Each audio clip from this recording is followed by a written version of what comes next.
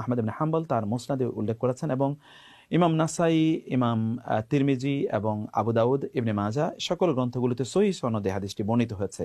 তা হচ্ছে রাসূলুল্লাহ সাল্লাল্লাহু আলাইহি ওয়াসাল্লাম বলেছেন, লা ইয়াকবালুল্লাহু সালাতা হাইদিন ইল্লা বিখিমারিন।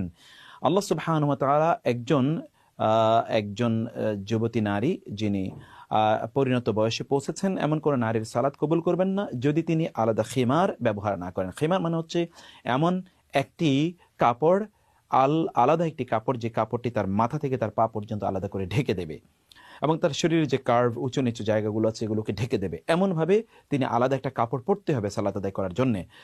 অন্য একটি হাদিস এসে এটি ইমাম আবু দাউদে তিনি হাদিসটি বর্ণনা করেছেন এবং এটিও সহিহ সনদে বর্ণিত হয়েছে।